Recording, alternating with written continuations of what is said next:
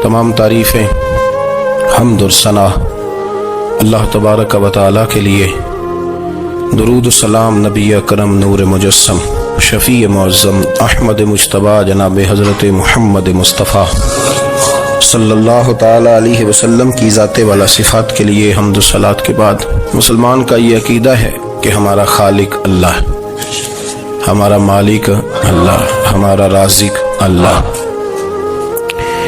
जब ये सारी चीज़ें, सारी अताएँ, सारी नेमतें अल्लाह की हैं तो फिर मुसलमान की सारी तवज्जो भी अल्लाह ही की जानिब होनी चाहिए।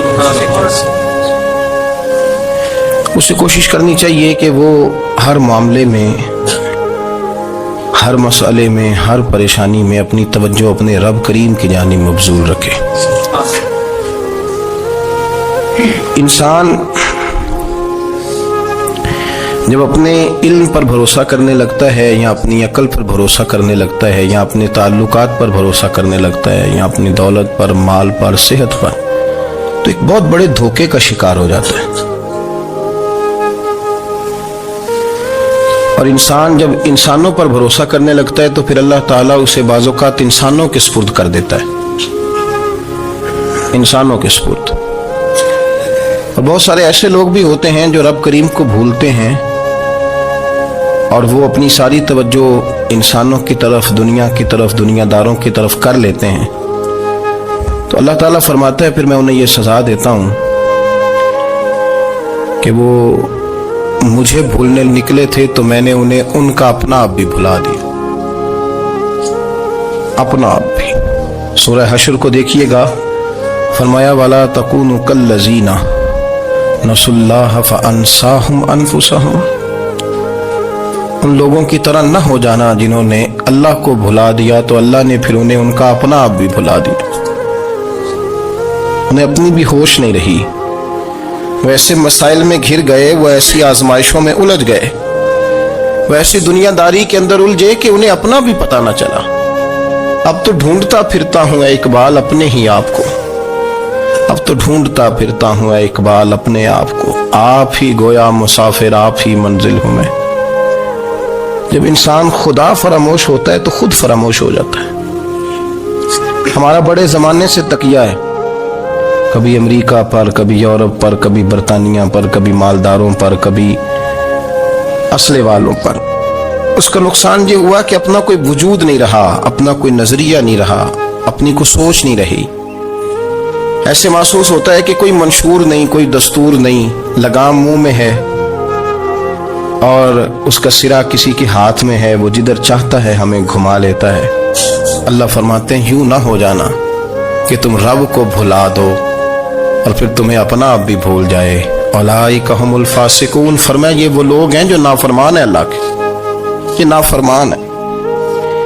जब ये नजरिया बन गया, जब ये जहन बन गया कि पैदा अल्लाह ने किया है, देना अल्लाह ने है, अता करने वाला अल्लाह है, नवाजने वाला अल्लाह, तो फिर सारी तवज्जो दुनियादारों की तरफ रखना, मैं अल्लाह वालों की तरफ तवज्जो रखने का कायल हूँ, मैं वो समझता हूँ, हम उस चीज के कायल हैं। लेकिन वो भी कोई आस्ताना है कि जहां हक मुर्शद का नारा तो बड़ा लगे पर रब का नाम ही ना सुनने को मिले। ये भी कोई बात हुई कि जहां ये तो नारा जोर से लगे कि जीवे जीवे मुर्शद जीवे, लेकिन इस्तिगफार का दर्स ही ना मिले। जहां हर वक्त ये बताया जाए कि यहां आ गए तो बच गए, कैसे बचेंगे? मेरे रसूल पाक अलैहिस्सलाम का दरवाजा सबसे बड़ा दरवाजा है, हुजूर का दरवाजा सबसे बड़ा दरवाजा है। लेकिन मेरे दोस्तों याद रखना, नबी पाक अलैहिस्सलाम ने भी लोगों को जब रास्ता दिखाया है तो रब करीम का रास्ता दिखाया है, अल्लाह का रास्ता दिखाया, अल्लाह करीम का रास्ता दिखाया, लोगों रब की तरफ तवज्जो कराई। मेरे रसूल करीम सैयद आलम सल्लल्लाहु ताला अलैहि वसल्लम ने लोगों की अल्लाह की जानिब तवज्जो कराई और लोगों से ये कहा कि वो अपने रब करीम की जानिब अपना जहन रखें, अपनी तवज्जो अपने अल्लाह की जानिब मबजूल करें। मेरी बात को अच्छे तरीके से समझिएगा, इल्म अल्लाह तबारक व तआला अता करता है तो इसे अल्लाह की अता ही समझना चाहिए। कुछ लोगों के पास इल्म होता है पर इल्म नाफे नहीं होता, वो टामक टोंजा मारते रहते हैं सारी जिंदगी। इल्म को अल्लाह की अता समझें, अपनी अकल पर, अपने शऊर पर ज्यादा भरोसा ना समझें, नजर अल्लाह पे रखें। हजरत मौला अली शेर खुदा करम अल्लाह ताला वजहुल करीम से किसी ने पूछा था बड़ा आलिम कौन होता है? हमारे यहाँ तो अब वो वाले आलिम पाए जाते हैं ना, इल्ला माशाल्लाह, जो मिंबर पे बैठते हैं तो दावे ही दावे हैं, मिंबर पे बैठते हैं तो दावे ही दावे हैं। इस तरह के आलिम हमारे यहाँ पाए जाते हैं, वो हर बात में दावा करते हैं, मैं ये कर दूंगा, मैं वो कर दूंगा। ये मिजाज उलमा का नहीं। हजरत अली अल मुर्तजा से किसी ने पूछा बड़ा आलिम कौन होता है? फरमाया बड़ा आलिम वो होता है कि जिससे मसले का पता ना हो तो वो कह दे मुझे नहीं पता, मैं पता करके बताऊंगा, गलत बात बयान न करे। इमाम मालिक से किसी ने कोई मसला पूछा तो आप फरमाने लगे मुझे इस सवाल का जवाब नहीं आता, हमारे बुजुर्ग समझाते क्या है। वो कहने लगा आप इतने बड़े इमाम हैं तो इस सवाल का जवाब नहीं आता। आप फरमाने लगे अगर मुझे हर सवाल का जवाब आता फिर तो मैं खुदा होता, मुझे हर सवाल का जवाब नहीं आता, मुझे तो उतना आता है जितना मेरे रब ने मुझे अता कर दिया है।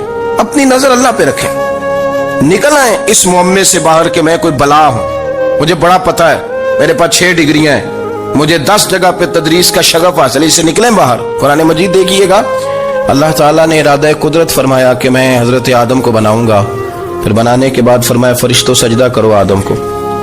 सब ने सजदा किया इल्ला इबलीस अबा वस्तकबरा वकाना मिनल काफिरीन, सब ने सजदा किया सिवाय इबलीस के, उसने इनकार भी किया और तकब्बुर भी किया और काफिरों में से हो गया। तो ये जब अल्लाह ताला ने सजदा कराया तो कैसे कराया? अल्लाह तबारक व तआला ने ना हजरत आदम को इल्म सिखाया खुद, वअल्लम आदम अल अस्मा कुल्लहा। खुद अल्लाह फरमाते हैं कि मैंने जनाब आदम अलैहिस्सलाम को तमाम अशिया के नाम सिखाए, सब अशिया के नाम सिखाए। तो वो चीजें फिर मैंने ना, अल्लाह फरमाते हैं मैंने फरिश्तों पे पेश की, मैंने कहा कि बताओ इनके नाम क्या है। तो फरिश्तों ने जो जवाब दिया वो समझने वाला है। अल्लाह ने चूंकि खुद इल्म सिखाया था हजरत आदम को, जनाब आदम सिखाया था, लेकिन फरिश्तों को नहीं सिखाया था। तो अल्लाह करीम ने फरमाया फरिश्तों ये बताओ इन चीजों के नाम क्या हैं? तो फरिश्ते क्या कहते हैं? फरिश्ते अर्ज करते हैं कालू सुबहानका ला इल्म लना। आप कभी यकीन करें इस चीज की लज्जत ले तो मजा आ जाए। कहा कालू सुबहानका, कहने लगे तू पाक है। कालू सुबहानका, कहने लगे तू, भाई आदम अलैहिस्सलाम को नाम सिखा लिए, फिर फरिश्तों के सामने वो चीजें पेश करके कहा इन चीजों के नाम बताओ। तो फरिश्ते क्या कहते हैं? कहते हैं कालू सुबहानका, तू पाक है, ला इल्म लना, हमारे पास कोई इल्म नहीं, इल्ला मा अल्लमतना, हमें तो उतना पता है जितना तूने हमें सिखा दिया है, हमें तो उतना पता है जितना तूने हमें, ला इल्म लना, हमारे पास कोई इल्म नहीं है, उतना ही पता है जितना तूने हमें सिखा दिया है, उससे ज्यादा हमारे पास इल्म। और ये क्यों तूने हमें जितना सिखाया उतना पता है? फरिश्ते ये नहीं कहते या अल्लाह तू ज्यादा सिखा, आदम को दिया तो हमें भी दे, ये नहीं फरमाया। फरमाया इन्नका अंतल अलीमुल हकीम, अल्लाह तो इल्म वाला भी है और हिकमत वाला भी है, तुझे पता है किसको कितना देना है, जितना तूने मुनासिब समझा जनाब आदम को दिया और जितना तूने बेहतर समझा वो तूने हमें अता फरमाया। तो अगर आपके पास इल्म है, कहीं नॉलेज है, उसको अल्लाह की अता समझे। हमारे यहाँ बहुत सारे लोग बन के बैठ जाते हैं। मैं अक्सर कहता हूं कि फिर वो दावे करते हैं मेरे इलाके वाले जाहिल हैं, मेरे शहर वाले जाहिल हैं, मेरे खानदान वाले पढ़े नहीं। ये आपका दावा है, ये आपको खराब कर देगा। हमने बहुत सारे ऐसे लोग देखे जो बहुत बड़े आलिम थे, लेकिन अल्लाह जब लेने पे आया तो अक्ल ही ले गया, शऊर ही चला गया, हाफिजे खत्म हो गए। आप देखते हैं बुढ़ापे में कुछ लोग ऐसे होते हैं कि जिनको ये भी याद नहीं रहता कि मेरा नाम क्या है, मैं कहाँ हूँ, मुझे किधर जाना है। तो उस वक्त से अल्लाह की पनाह मांगे और अपनी नजर अपने रब करीम की जानिब रखें, अल्लाह की जानिब अपनी नजर को मबजूल रखें। दूसरी बात, इल्म के बाद एक चीज आती है जिसका नाम है हिदायत, जिसका नाम है तकवा, जिसका नाम है परहेजगारी, जिसका नाम है अमल, इबादत, रियाजत। ये भी उसी वक्त ही नसीब होती है जब मेरा रब करीम नसीब फरमा देता है। हमने ना नेकी का अपना अपना स्टेटस बना लिया है, अपना अपना मियार बना लिया है। कुछ लोग कहते हैं कि जनाब मस्जिद में सीमेंट का तोड़ा देने से बेहतर है किसी गरीब को आटे का थैला दे दो। अब उसने अपना मिजाज बना लिया ना नेकी का, उसने अपना स्टेटस बना लिया। मेरा ये सवाल है कि नबी पाक सल्लल्लाहु तआला अलैहि वसल्लम जब मदीना शरीफ आए थे तो हुजूर ने सबसे पहले गरीबों में आटा तकसीम किया था कि सबसे पहले मस्जिद बनाई थी? क्या अजीब लोगों का रंग है, अपनी मर्जी की हिदायत, अपनी मर्जी का तकवा, अपनी मर्जी का मियार। مسجد کوئی بڑا چھوٹا خطیب بھی میری طرح کا ہو نا، تو وہ مسجد میں بیٹھ کے جب نبی پاک کی بات کرتا ہے تو کہتا ہے میرے رسول پاک غریبوں کا سہارا بن کے آئے. وہ غریبوں کی بات کرتا ہے، مسکینوں کی، لاچاروں کی، کمزوروں کی بات. تو مسجد ہی تو وہ ادارہ ہے جہاں سے غریبوں کی بات ہو رہی. تو اب لوگوں نے غریب کو اور مسجد کو لڑانا شروع کر دیا. اس کو لڑاؤ کہ مسجد میں پیسے دینے سے بہتر ہے آپ غریب کو آٹے کا تھیلا دے دیں. آپ یہ کیوں نہیں کہتے کہ مسجد میں بھی آپ تھوڑا دیں ایک سیمٹ کا اور ساتھ غریب کو بھی خدمت کریں؟ یہ کیوں نہیں تقویٰ؟ اپنی اپنی مرضی کا مزاج، اپنی اپنی. کچھ لوگ کہتے ہیں چھوڑو جی، ساری زندگی انسان نماز پڑھتا رہے اور پھر گالیاں بھی دیتا رہے، بندہ داڑھی بھی رکھ لے اور جھوٹ بولنا بھی نہ چھوڑے. تو یہ آپ نے اپنے پاس سے تقوی کا معیار بنایا. گالی دینے کا گناہ ہے اور داڑھی رکھنے کا ثواب ہے. تو اگر آپ داڑھی رکھے ہوئے ہیں اور آپ کوئی غلطی کر رہے ہیں تو اس سے آپ کی داڑھی کا ثواب ختم. اللہ کرے آپ کو سمجھ آئے میری بات. آپ کوئی غلطی کر رہے ہیں، داڑھی کا ثواب اس سے ختم. وہ اپنی جگہ پہ قائم ہے چیز. اپنی مرضی کا کیوں تقوی کا معیار بناتے ہیں؟ تقوی کا مزاج اپنی مرضی کا نہ بناؤ. اللہ کی بارگاہ سے دعا مانگو کہ یا اللہ ہمیں ہدایت کا نور عطا فرما. اللہ تو ہمیں رستہ دکھا، تو بتا کہ ہدایت کیا ہے. تو رب فرماتا ہے اللہ ولی الذین آمنوا، اللہ مومنوں کا مددگار ہے. یخرجہم من الظلمات الی النور، وہ انہیں اندھیروں سے نکالتا ہے اور نور کی طرف روشنی عطا فرماتا ہے. اندھیروں سے نور کی طرف اللہ لاتا ہے. اللہ ولی، اللہ مومنوں کا ولی ہے، وہ انہیں اندھیروں سے نور کی طرف نکالتا ہے. ہدایت ہمیشہ اللہ کی طرف سے سمجھے. جب وہ نماز کی توفیق دیتا ہے تو اپنے فضل سے دیتا ہے. جب وہ ذکر کی توفیق دیتا ہے تو اپنے فضل سے. ہم سمجھتے ہو جی فلانا نہیں پڑھ رہا بڑا بیوقوف ہے، فلانا نہیں پڑھ رہا، تو تم کیا اپنی عقل کے طور پہ پڑھ رہا ہے؟ میں جی اللہ کے فضل سے 2 سپارے پڑھتا ہوں، تو کس پہ احسان کرتے تو 2 سپارے پڑھ کے رویا کر. کہ اگر مالک تو بڑا قریب نہیں؟ بڑے لوگ ہیں جن کو پورا قرآن حفظ ہے پر انہیں پڑھنے کی توفیق نہیں. تو نے فضل کیا اور مجھے توفیق دے دی ہے پڑھنے. رویا کر، پڑھ کے رویا کر. راتی ساری کر کر زاری، وہ نیند اکھاں تھی توندے تے فجرے اوہی گناہگار کہاون سب تو نیوے ہوندے. مہربانی کریں، ڈریں، نیکی کریں تو پھر ڈریں، پھر احساس پیدا کریں، پھر اپنے اندر وہ کمزوری لائیں کہ توبہ توبہ مجھے تو پتہ ہی نہیں، تو جانتا ہی نہیں. حضرت سیدنا امام اعظم ابو حنیفہ رحمۃ اللہ تعالی علیہ کے ساتھ ایک شخص کہتا میں نے نماز پڑھی تو عشاء کی نماز تھی. یہ جو لوگ بڑے ہوتے ہیں نا، ان کے پیار کرنے والے بڑے ہوتے ہیں، ان کے گرد خوف بھی بڑا ہی ہوتا ہے، انہیں بڑا ڈر لگتا ہے، بڑی بعض اوقات آزمائش ہوتی ہے ان کی. عشاء کی نماز کہتے پڑھی تو امام صاحب نے نا عشاء کی نماز میں تلاوت کی آیتیں فَمَن يَعْمَلْ مِثْقَالَ ذَرَّةٍ خَيْرًا يَرَهُ وَمَن يَعْمَلْ مِثْقَالَ ذَرَّةٍ شَرًّا يَرَهُ. فرمایا جو ذرہ برابر خیر کرے گا وہ بھی قیامت میں دیکھے گا، اور جو ذرہ برابر شر کرے گا وہ بھی قیامت میں اس شر کو دیکھے گا، اس کے سامنے آئے گا. تو وہ شخص کہتا ہے کہ سارے لوگ نماز پڑھ کے چلے گئے تو امام صاحب رحمۃ اللہ علیہ نے اپنی داڑھی پکڑی، رو رہے ہیں. کہتے ہیں وہ ذرہ برابر نیکی کا بدلہ دینے والے، وہ ذرہ برابر شر پہ سزا دینے والے میری سفید داڑھی کو دیکھ. مالک میرے ذرے ذرے سامنے نہ لانا. لوگ تو میری بڑی قدر کرتے ہیں دنیا، میں تو بڑا پہچانا جاتا ہوں، لوگ تو میری راہوں میں پھول لیے کھڑے ہوتے ہیں، مجھے بڑا نوازتے ہیں. قیامت میں رسوا نہ کر دینا، میرے لیے مشکل ہو جائے گی. وہ کہتے ہیں میں نے امام صاحب کا درد دیکھا، مجھے کوئی کام تھا تو میں چلا گیا. میں نے کہا کہ وہ اس وقت اللہ کے حضور حاضر ہیں تو میں دوبارہ آؤں گا. کہتے میں تہجد کا وقت آیا تو امام صاحب وہیں بیٹھے تھے اور ان کی داڑھی آنسوؤں سے بھری ہوئی تھی اور زور سے داڑھی پکڑی ہوئی. کہنے لگے مالک رسوا نہ کر دیں، قیامت میں رسوا نہ کر دیں. یار جو ہدایت یافتہ لوگ تھے وہ تو ڈرے ہوئے تھے، وہ تو سہمے ہوئے تھے. وہ تو کہتے تھے یہ اس کا فضل نہیں، اس نے بلا لیا، یہ اس کا کرم نہیں. حضرت باعزید بستامی کسی کافر کو دیکھتے تو رو پڑتے، کہتے مالک تو کتنا قریب ہے، یہ بے ایمان رہ گیا، تو نے اپنے فضل سے مجھے اپنے نبی کا غلام بنا لیا. وہ رو پڑ. یہاں تو لوگوں کا دعویٰ ہی بڑا ہے. نمازی اللہ خیر فرمائے وہ تو دوسروں کو گھورتا ہے، وہ کہتا ہے جنت کا میں مالک ہوں، کنجیاں میرے پاس ہیں، میں کسی اور کو گھسنے نہیں دوں گا. اور اگر 2-3 حج کر لے تو پھر تو وہ کہتا ہے کہ اب میرے سے پوچھ کے لوگ جنت میں جائیں گے معاذ اللہ.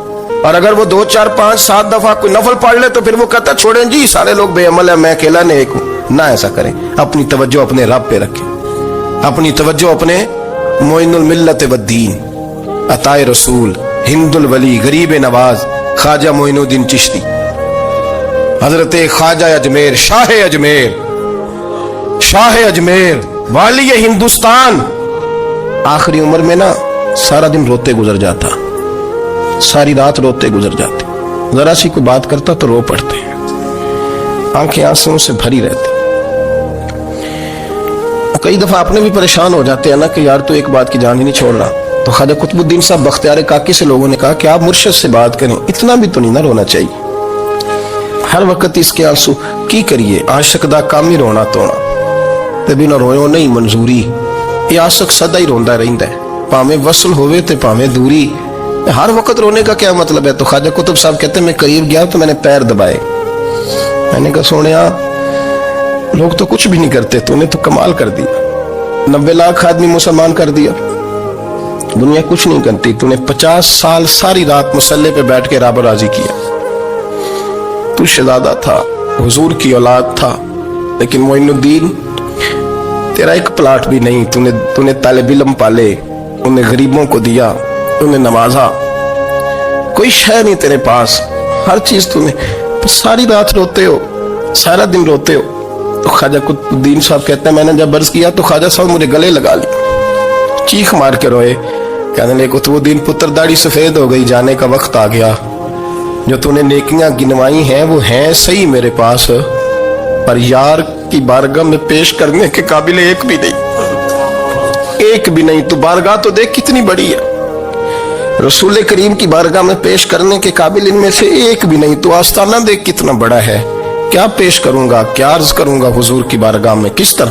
وہ یار جو بڑے تھے وہ تو ڈرے ہوئے تھے، سہمے ہوئے تھے، وہ تو بڑی آزمائش میں تھے، لیکن میرا اور آپ کا رٹا 2 نمازیں پڑھ کے 6 نمازوں کا دعویٰ کرنا اور لمبی چوڑی کہانیاں بنانا اور اپنے منہ سے اپنی تعریفیں کرنا، اس سے تھوڑا باہر آئیں، رزق بھی میرا اللہ ہی دیتا ہے، علم بھی اللہ دیتا ہے، رزق بھی، بڑے بڑے فقیروں کو مالدار ہوتے دیکھا، بڑے بڑے مالداروں کو فقیر ہوتے دیکھا، بڑے بڑے، میرے ایک بڑا سخی قسم کا سجن ہے، بڑا پیارا ہے، میں اسے سخی مانتا ہوں، میں نے اپنی پریشانیوں کے دنوں میں بھی اس شخص کو سخی دیکھا، ایک دن رات کو مجھے ٹیلی فون کر کے کہنے لگا کدھر ہو؟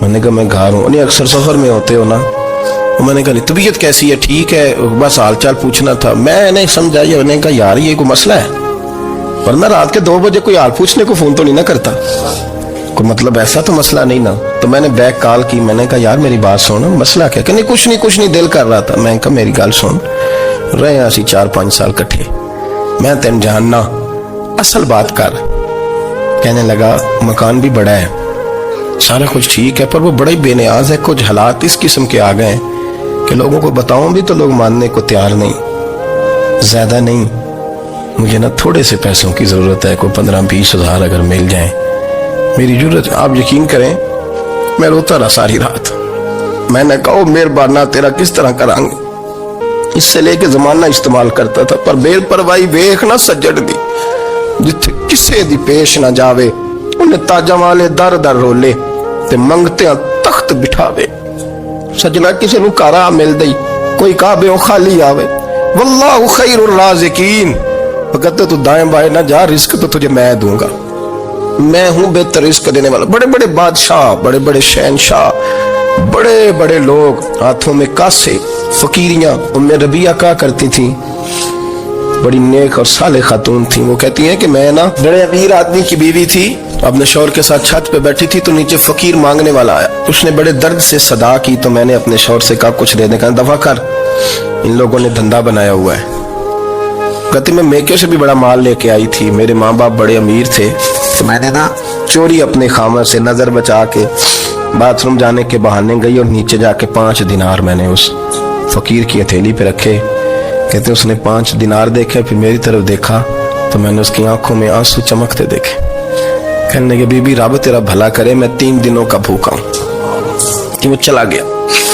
میں گھر آ گئی، میں باہر آئی تو میرا شوہر کہنے لگا تو اتنی اب اتنی تو تیز ہو گئی ہے اور تو اتنی خود مختار ہو گئی ہے، میرے بغیر پوچھے مال خرچ کرے گی، جا تجھے 3 طلاقیں،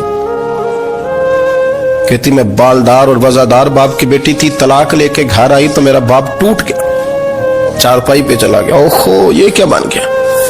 कितनी बड़ी तकलीफ रही। 1-2 साल के बाद मेरे अब्बा ने मेरी शादी कर दी। अब जिस शौहर के पास गई वो बड़ा नेक था, परहेजगार था। अल्लाह ने बेहतरीन सिला दिया।